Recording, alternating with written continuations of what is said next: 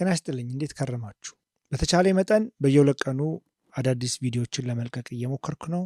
ሰብስክራይብ፣ ሼር እና ለቤተሰቦቻችሁ ለወዳጅ ጓደኞቻችሁ ማጋራት እንዳትረሱ።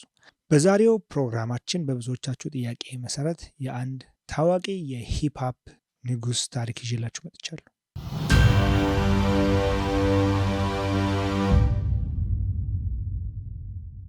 ዘጠኝ ጥይቶች ሰውነቱ ላይ አርፈዋል። አንዱ ጥይት መንጋጋውን ሰብሩታል። ሌላኛው በእጁ በደረቱና በእግሮቹ ላይ አርፈዋል። ዶክተሮች እንኳን እንደሚተርፍ ተስፋ አልነበራቸው። ነገር ግን የ50 ሴንት እጣ ፈንታ ሌላ ነበር። ዛሬ የምተርክላችሁ ስለ አንዱና ብቸኛው የዓለማችን ተደማጭ የሙዚቃ ሰው፣ ስኬታማ ነጋዴና ከሞት ጋር ታግሎ ሞትን ያሸነፈው ብለው ማጋነን የማይሆንብኝ የሙዚቃ ንጉስ ነው። ከርቲስ 50 ሴንት ጃክሰን። ሙሉ ታሪኩን አብረን እንከታተል። ሀሳብ አስተያየቶቻችሁን መስጠት እንዳትረሱ። በቀጣይ የማን እንዲሰራላችሁ ትፈልጋላችሁ?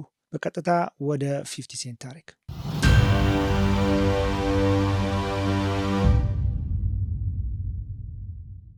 የ50 የልጅነት ጊዜ እጅግ አስከፊ ነበር። ከርቲስ ጃክሰን ወይም 50 ሴንት የተወለደው እንደ አውሮፓውያን አቆጣጠር ጁላይ 6 1975 እንደ ፈረንጆች አቆጣጠር በኒውዮርክ ኩዊንስ ሰፈር ውስጥ በሚገኝ ሳውዝ ጀሜይካ በተባለ አስቸጋሪ መንደር ውስጥ ነው። እንዳለመታደል ሆኖ አባቱን አይቶት አያውቅም።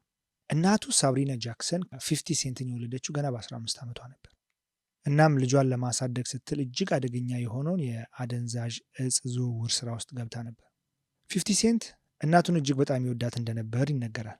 እናቱን በጣም ተወደውና ትንከባከበው ነበርና እንደዛ እጽ አዘዋውራ ከምታገኘው ገንዘብ እጅግ ውድ የሆኑ ቅንጡ ልብሶችና ጫማዎችን ትገዛለት ነበር። በዛ የድሃ መንደር ውስጥ እየኖሩ 50 ሴንት ገና የ8 ዓመት ህፃን ልጅ እያለ እናቱ በቤቷ ውስጥ ሳለች በማይታወቁ ሰዎች ጥቃት ይደርስባታል። ከጥቃቱ በተጨማሪም ጋዝ ተለቆባትና በሩ ከውጭ ተዘግቶባት በጋዝ ታፍና እንድትሞት ትደረጋለች። እናም ይህ ክስተት ነው የ50 ሴንትን የልጅነት አእምሮ ለወዲያኛው እስከ ዘላለም የቀየረው። ከዚያ በኋላ 50 ሴንት ያደገው በአያቶቹ ቤት ውስጥ ነበር። ሆኖም ግን የጎዳና ህይወቱን ፈጽሞ ሊላቀቀው አልቻለም። ሁል ጊዜም ያ እጣ ፈንታው እንደሆነ ይጣራው ነበር። እናም ከ4 ዓመት በኋላ 12 ዓመት ሲሆነው ከርቲስ እናቱ ትሰራው የነበረውን የአደንዛዥ እጽ ስራ እሱም ተቀላቀለ። በትምህርት ፈንታ በየመንገዱ ጥግ እየቆመ ክራክ ይሸጥ ነበር። በ1990ዎቹ አጋማሽ ቡቡ በሚል ቅጽል ስም ኩዊንስ ሰፈር አደገኛ የእጽ አዘዋዋሪ ሆኖ ተሰየመ። በቃ ኤቭሪባዲ ያውቀዋል። ሁሉም ሰው በቡቡ ከተባለ 50 ሴንት እንደሆነ ማንም ያውቃል። 50 ሴንት የሚለውን ስም የወሰደው በ1980ዎቹ በብሩኪንግ ታዋቂ ከነበረ ኬልቪን 50 ሴንት ማርቲን ከተባለ አደገኛ ወንጀለኛ ነው። ይህ ሰው እጅግ በጣም አደገኛ ዘራፊ ነበር። እናም 50 ሴንት ይህንን ስም ሲወስድ ይህ ስም የኔን ህይወት የሚገልጽ ነው፣ ለኔ የሚገባኝ ስም ነው፣ እኔም ለመኖር ስል የትኛውንም አይነት ነገር አደርጋለሁኝ የሚል ፍልስፍና ነበረው ከስሙ ጋር በተያያዘ። አሁን ደግሞ ሙዚቃ እንዴት እንደጀመረ ልንገራችሁ። 50 ሴንት ሙዚቃን የጀመረው በ1996 የፈረንጆች አቆጣጠር የታዋቂው ራን ዲኤምሲ አባል ከሆነው ጃም ማስተር ጄ ጋር በመገናኘት ነው። እናም ጄ እንዴት ግጥም እንደሚጻፍ፣ እንዴት ራፕ እንደሚደረግ፣ እንዴት ሙዚቃ እንደሚቀናጅ አስተማረው። ከዛ በመነሳት በ1999 ኮሎምቢያ ሪከርድስ ከተባለ ድርጅት ጋር 50 ሴንት ለመፈራረም እድሉን አገኘ። እናም በወቅቱ ሃው ቱ ራፕ የተሰኘ እጅግ አነጋጋሪ ሙዚቃን ለመልቀቅ በቅቶ ነበር። በዚህ ዘፈን ላይ በወቅቱ እጅግ ታዋቂ የነበሩ የራፕ አርቲስቶች እነ ጄይዚ እነ ቢጊ የመሳሰሉትን እዘርፋቸዋለሁ ወይም እንዴት አድርጌ እንደምዘርፋቸው አውቃለሁ የሚል በቀልድ መልክ የተሰራ ሙዚቃ ነበር። ይሄ ዘፈን በአጋጣሚ እውቅናን አመጣለት። በተመሳሳይ ሁኔታም ጠላቶችን አፍርቶለት ነበር። እናም በሜይ 2000 ዓመተ ምህረት ይህ ቀን የ50 ሴንት ህይወት ሊያከትም ከጫፍ የደረሰበት ጊዜ ነበር። በኩዊንስ ሰፈር ከአያቱ ቤት በር ላይ በቆመ መኪና ውስጥ ቁጭ ብሎ እያለ በቅርብ ርቀት አንድ ግለሰብ 9 ጥይቶችን አከታትሎ ወደ 50 ሴንት ተኮሰ።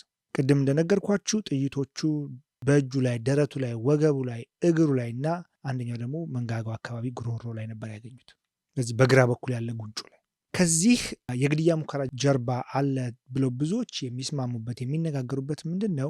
ጌሮ ኪውራን የሚባል ዘፈን በሰራበት ወቅት በሰፈር ውስጥ የሚገኙ አደገኛ ወንጀለኞችን ታሪክ ስላጋለጠ ነው ወይም ስኒች አድርጓል የሚል ሀሳብ ይነሳል። እናም ከዚህ የግድያ ሙከራ በኋላ ኮሎምቢያን ሬከርድስ 50 ሴንት የሚሞት ስለመሰለው ወዲያውኑ ከስራ አባረረው። ነገር ግን ለ13 ቀናት ሆስፒታል ቆይቶ በሚገርም ተአምር 50 ሴንት መቃብር ቆፍሮ ነው የተነሳው ማለት ይቻላል። በዛም አጋጣሚ ድምፁ ተቀየረ። ነገር ግን ቁርጠኝነቱ ከበፊቱ በጣም ጨምሮ ነበረ የተመለሰው። ማንም ይተርፋል ብሎ አልጠበቀም ነበር።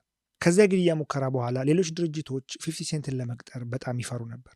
በዋናነት ምክንያታቸው 50 ሴንትን ሊገሉት ይፈልጉ የነበሩ ሰዎች ከኛ ጋር መስራቱን ካወቁ ድርጅታችን ላይ ጥቃት ያደርሳሉ፣ ፕሮዲሰሮቻችን ላይና ሌሎች ከኛ ጋር የሚሰሩ ሰዎች ህይወት አደጋ ላይ ሊወድቅ ይችላል የሚል ስጋት ስለነበራቸው ማንም ሊቀጥራቸው አልፈለገም ነበር። በዚህም የተነሳ 50 ሴንት አማራጭ ስላልነበረው የራሱን ሚክስ ቴፖች እየሰራ በነፃ ማሰራጨት ጀመረ በወቅቱ ባሉት የማሰራጫ አጋጣሚዎች።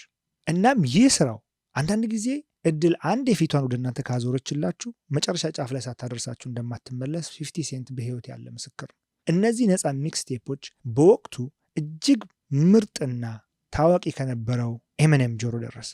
ኤሚኔም ይህን ሙዚቃ እንደሰማ ይሄ ልጅማ በጣም ጥሩ ደረጃ ይደርሳል የሚል እምነት ውስጡ ስለነበረው በቀጥታ ወደ ዶክተር ድሬ ነበር የወሰደ። በወቅቱ ዶክተር ድሬ ብዙ አርቲስቶችን ለዝና ያበቃ ፕሮዲሰር ነበር። እናም የዶክተር ድሬ ካምፓኒ 50 ሴንትን $1 ሚሊዮን ኮንትራት አስፈረሙ። እናም ለአውሮፓውያን አቆጣጠር በ2003 ጌት ሪች ኦር ዳይ ሃርድ የተሰኘውን አልበሙን ለህዝብ አስተዋወቀ። በአንድ ሳምንት ውስጥ ብቻ 872,000 ኮፒዎችን መሸጥ ችሏል ከዚህ አልበም። እዚህ ሙዚቃ ውስጥ ኢን ደ ክላብ፣ 21 ኩዌስችንስ እና ደግሞ PIMP የሚሉት ዜማዎች ዓለምን አጥለቅልቀውት ነበር። 50 ሴንት በአንዲት ጀንበር የዓለማችን እውቅና ትልቅ ኮከብ መሆን ቻለ።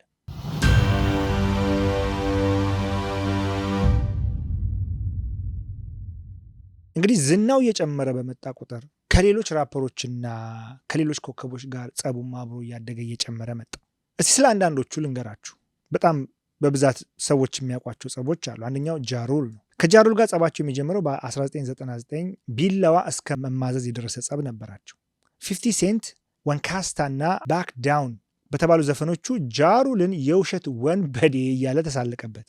በተጨማሪም የጃሩልን የሙዚቃ ህይወት ሙሉ በሙሉ ከገበያ ውጭ ያደረገው።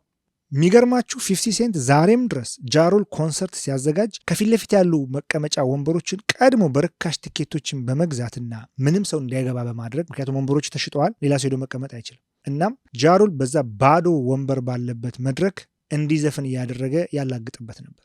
ሁለተኛው ከ50 ሴንት ጋር በጸብ የሚታወቀው ዘጌም ነው። ዘጌም ብዙዎቻችሁ እንደምታውቁት የጂ ዩኒት አባል ነበር። ነገር ግን ከ50 ሴንት ጠላቶች ጋር ሰላም በመፍጠሩ 50 ሴንት በሬዲዮ ቀጥታ ስርጭት ነበር ያባረረው። እሱ ራሱ በማያውቀው ሁኔታ ሬዲዮ ጣቢያ ሄዶ በቀጥታ ከስራ ማባረሩን በሬዲዮ ነበር የነገረው እና ይህም በሁለቱ በ50 ሴንትና በዘጌም ደጋፊዎች መካከል የተኩስ ልውውጥ እስከ ማድረስ ደረጃ ደርሶ ነበር። እናም ይህ ጸብ ነው የጂ ዩኒትን አንድነትና ህብረት ያፈራረሰው።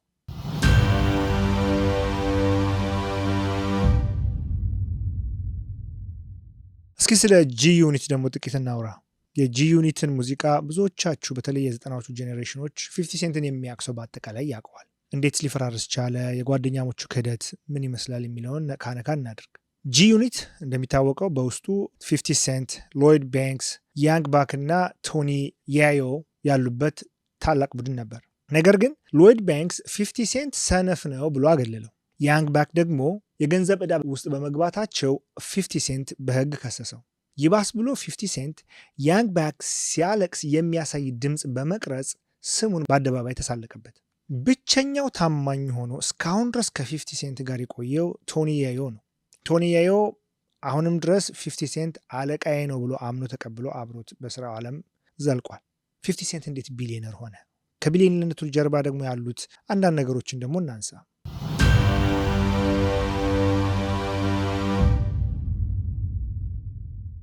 50 ሴንት ከሙዚቃው በበለጠ በንግድ እውቀቱ በጣም ይታወቅ ነበር። በልጅነቱ ክራክ በማዘዋወር የገንዘብን ጣዕም የሚያውቅ ልጅ ነበር ከ12 ዓመቱ ጀምሮ።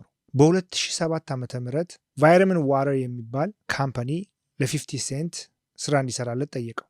50 ሴንት በወቅቱ ከካምፓኒው ጋር ያደረገው ዲል በጣም የሚገርም ነበር።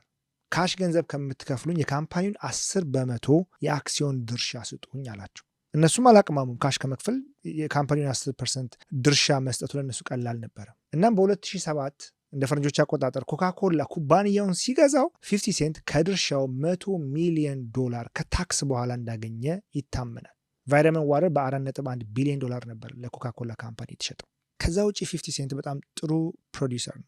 ሁላችሁም የምታውቁት የቅርብ ጊዜው የፒዲዲ ዶክመንተሪ እንዳለ ሆኖ ከዛ ውጭ የሚታወቅባቸው ምናልባት አብዛኞቻችን የምንወዳቸው የቲቪ ሲሪሶች አሉት። ከነዛ ውስጥ አንዱ ፓወር የተባለው ተከታታይ ድራማ ይታወቃል። ከስታርዝ ከሚባል ካምፓኒ ጋር $150 ሚሊዮን ውል አድርጎ ነው ፓወርን ፕሮዲስ ያደረገው። ፓወር 1 2 ተከታታይ ክፍሎች አሉት። ብዙ ሰዎች የሚወዱት የቴሌቪዥን ሲሪስ ነው ፓወር።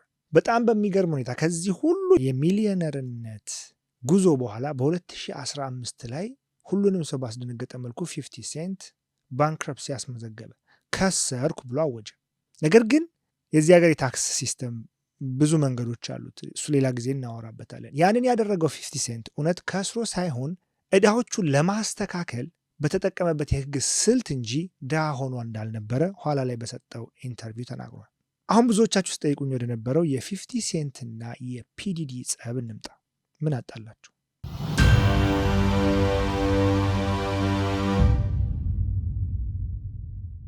የ50 ሴንት እና የፒዲዲ የ20 ዓመት ጦርነት ብየዋለሁ። በፒዲዲ እና በ50 ሴንት መካከል ያለው ግጭት 20 ዓመት የተቆጠሩት ነው። ረጅሙ ግጭት ነው። አሜሪካ አፍጋኒስታን ውስጥ ያሳለፈችው አይነት ረጅም ጊዜ። መነሻው 50 ሴንት ገና ከጅምሩ ዲዲ በታዋቂው ራፐር ቢጊ ግድያ ላይ እጁ አለበት የሚል እምነት ነበረው። ያንንም በተለያዩ አጋጣሚዎች በሙዚቃዎቹ ላይ በሚሰጣቸው አንዳንድ አስተያየቶች ላይ ጠቀስ እያደረገ ያልፋል። ከዛ በተጨማሪም በቢዝነስ ዓለሙ ላይም እንዲሁ ፉክክር ነበራቸው።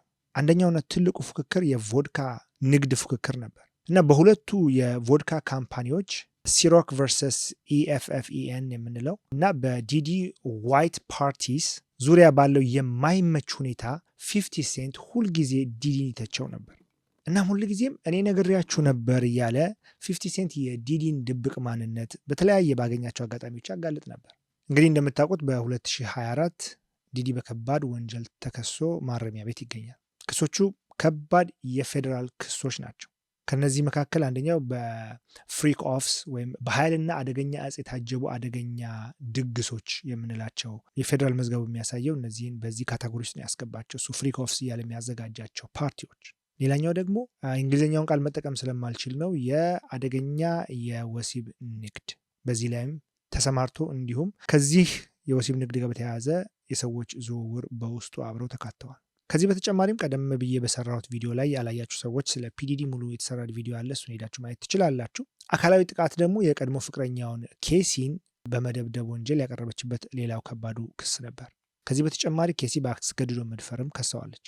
እና 50 ሴንት አሁን ከኔትፍሊክስ ጋር በመሆን ዶክመንተሪ አዘጋጅቷል። የዚህ ዶክመንተሪ ዓላማው የዲዲን ሰለባዎች ድምፅ ማሰማት ሲሆን ከዚህ የሚያገኘውንም ትርፍ በሙሉ በዲዲ ጥቃት ለደረሰባቸው ሰዎች የሚውል ይሆናል ብሎ ቃል ገብቷል። ስናጠቃልለው የ50 ሴንት ታሪክ ከድህነት ወደ ሀብት፣ ከ9 ጥይት ወደ ድል፣ ከጎዳና ህይወት ወደ ሆሊውድ ንግስና የተደረገ ጉዞ ነው። ጠላቶቹን ጃሩልና ዘጌምን አሸንፎ ጓደኞቹን ጂዩኒት ውስጥ ያሉትን በሙሉ አበጥሮ በትኗቸው አሁን ደግሞ የኢንዱስትሪውን ግዙፉን ሰው ዲዲን በአደባባይ እያጋለጠ ይገኛል። ከ50 ሴንት ምን እንማራለን? ምን ይላል መሰላችሁ 50 ሴንት? ከተጣላህ በደንብ ተጣላ፣ ካለምክ ደግሞ ታሪክ እስከምትሰራ ድረስ አታቁም ይላል። መልካም ጊዜ።